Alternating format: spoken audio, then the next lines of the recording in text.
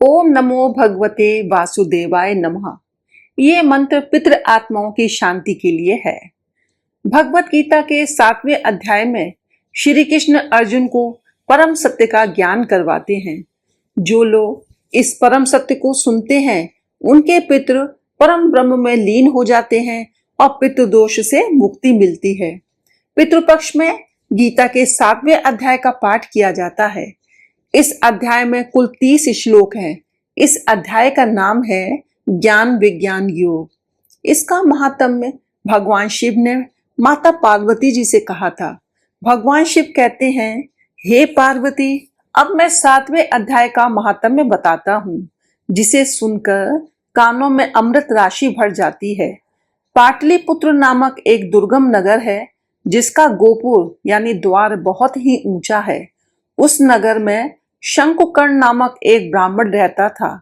उसने वैश्यवृत्ति का आशा लेकर बहुत धन कमाया, किंतु ना तो कभी पितरों का तर्पण किया और ना देवताओं का पूजन ही। वह धन उपार्जन में तत्पर होकर राजाओं को ही भोज दिया करता था। एक समय की बात है, उस ब्राह्मण ने अपना चौथा विवाह करने के लिए पुत्रों और बंधुओं के साथ यात्रा की।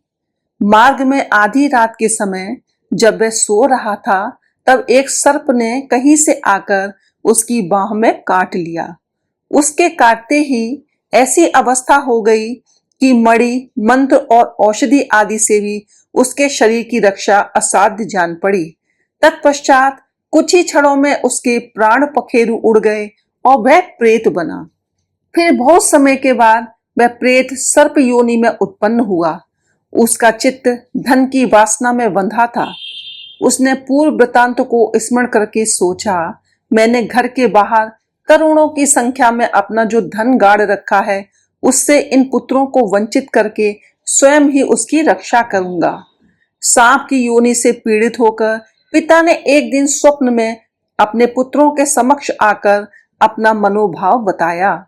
तब उसके पुत्रों ने सवेरे उठकर बड़े विस्मय के साथ एक दूसरे से स्वप्न की बातें कही। उनमें से मंझला पुत्र कुदाल हाथ में लिए घर से निकला और जहां उसके पिता सर्प योनि धारण करके रहते थे, उस स्थान पर गया।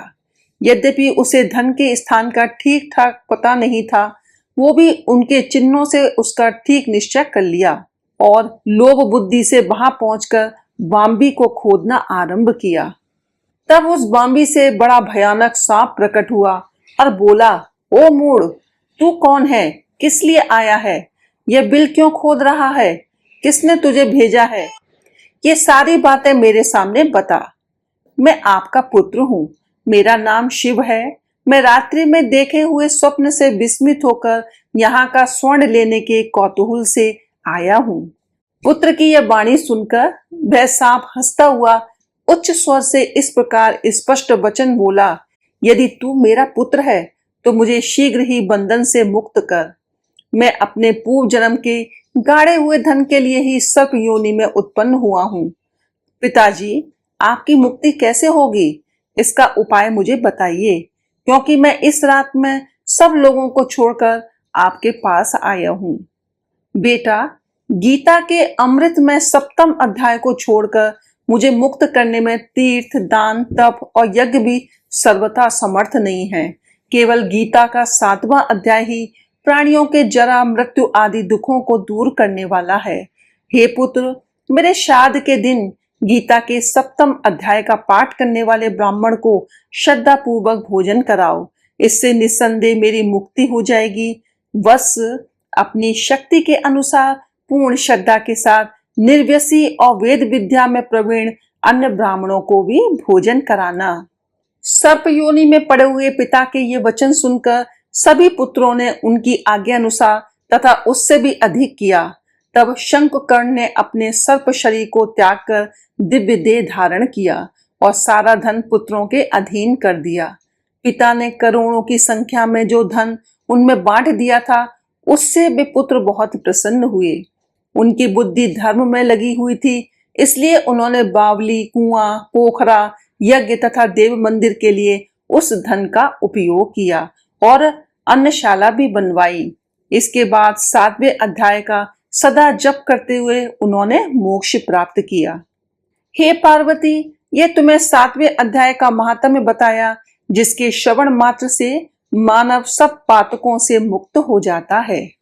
अब श्री कृष्ण भगवान अर्जुन से बोले, हे पार्थ, मुझ में अनन्य प्रेम से आसक्त हुए मन वाला और अनन्य भाव से मेरे परायण होकर योग में लगा हुआ, मुझको संपूर्ण विभूति, बल, ऐश्वर्य आदि गुणों से युक्त सबका आत्मरूप जिस प्रकार संशय रहित जानेगा, उसको सुनो। मैं तेरे लिए इस विज्ञान सहित तत्व ज्ञान को संपूर्णता से कहूंगा कि जिसको जानकर संसार में कुछ भी जानने योग्य शेष नहीं रहता है। हजारों मनुष्यों में कोई ही मनुष्य मेरी प्राप्ति के लिए यत्न करता है। उन यत्न करने वाले योगियों में भी कोई ही पुरुष मेरे परायण हुआ मुझको तत्व से जानता है। पृथ्वी, जल, तेज, वायु तथा आकाश और मन, बुद्धि एवं अहंकार, ऐसे ये 8 प्रकार से विभक्त हुई मेरी प्रकृति है। ये 8 प्रकार के भेदों वाली तो अपरा है, अर्थात मेरी जड़ प्रकृति है। और हे महाबाहो, इससे दूसरी को मेरी जीवन रूपापरा अर्थात चेतन प्रकृति जान की, जिसने ये संपूर्ण जगत धारण किया जाता है। हे अर्जुन, तू ऐसा समझ कि संपूर्ण भूत इन दोनों प्रकृतियों यानी परा अपरा से उत्पन्न होने वाले हैं, और मैं संपूर्ण जगत की उत्पत्ति तथा प्रलय रूप हूँ, अर्थात संपूर्ण जगत का मूल कारण हूँ। हे धनंजय, मुझसे भिन्न दूसरा कोई भी परम कारण नहीं है। यह संपूर्ण सूत्र मैं मणियों के सदृश मुझ में गुथा हुआ है। हे अर्जुन, जल में मैं रस हूँ, चंद्रमा और सूर्य में मैं प्रकाश हूँ, संपूर्ण वेदों में प्रणव यानी ओम मैं हूँ, आकाश में शब्द और पुरुषों में पुरुषत्व मैं हूँ, पृथ्वी में पवित्र गंध और अग्नि में मैं तेज हूँ, संपूर्ण भूतों में मैं जीवन हूँ, अर्थात जिससे वे जीते हैं वे तत्व मैं हूँ, तथा तपस्वियों में तप मैं हूँ। हे अर्जुन, तू संपूर्ण भूतों का सनातन बीज यानी कारण मुझे ही जान। मैं बुद्धिमानों की बुद्धि और तेजस्वियों का तेज हूँ। हे भरत श्रेष्ठ, आसक्ति और कामनाओं से रहित बलवानों का बल अर्थात सामर्थ्य मैं हूँ, और सब भूतों में धर्म के अनुकूल अर्थात शास्त्र के अनुकूल काम मैं हूँ। और जो भी सत्व गुण से उत्पन्न होने वाले भाव हैं और जो रजोगुण से तथा तमोगुण से उत्पन्न होने वाले भाव हैं, उन सबको तू मेरे से ही होने वाले हैं ऐसा जान, परंतु वास्तव में उनमें मैं और वे मुझ में नहीं हैं। गुणों के कार्य रूप सात्विक, राजसिक और तामसिक, इन तीनों प्रकार के भावों से ये सारा संसार मोहित हो रहा है। इसलिए इन तीनों गुणों से परे मुझ अविनाशी को मैं तत्व से नहीं जानता। यह अलौकिक अर्थात अति अद्भुत त्रिगुणमयी मेरी माया बड़ी दुस्तर है, परंतु जो पुरुष केवल मुझको ही निरंतर भजते हैं वे इस माया को उल्लंघन कर जाते हैं, अर्थात संसार से तर जाते हैं। माया के द्वारा हरे हुए ज्ञान वाले और आसुरी स्वभाव को धारण किए हुआ तथा मनुष्यों में नीच और दूषित कर्म करने वाले मूढ़ लोग मुझे नहीं भजते हैं। हे भरतवंशियों में श्रेष्ठ अर्जुन, उत्तम कर्म वाले अर्थार्थी, आर्त, जिज्ञासु और ज्ञानी, ऐसे 4 प्रकार के भक्तजन मुझे भजते हैं। उनमें भी नित्य मुझ में एक ही भाव से स्थित हुआ अनन्य प्रेम भक्ति वाला ज्ञानी भक्त अति उत्तम है, क्योंकि मुझे तत्व से जानने वाले ज्ञानी को मैं अत्यंत प्रिय हूँ और यह ज्ञानी मुझे अत्यंत प्रिय है। ये सभी उदार हैं, अर्थात श्रद्धा सहित मेरे भजन के लिए समय लगाने वाले होने से उत्तम है, परंतु ज्ञानी तो साक्षात मेरा स्वरूप ही है, ऐसा मेरा मत है, क्योंकि वह मदगत मन बुद्धि वाला ज्ञानी भक्त अति उत्तम गति स्वरूपा मुझ में ही अच्छी प्रकार स्थित है। बहुत जन्मों के अंत के जन्म में तत्व ज्ञान को प्राप्त हुआ ज्ञानी सब कुछ वासुदेव ही है। इस प्रकार मुझे भजता है वह महात्मा अति दुर्लभ है।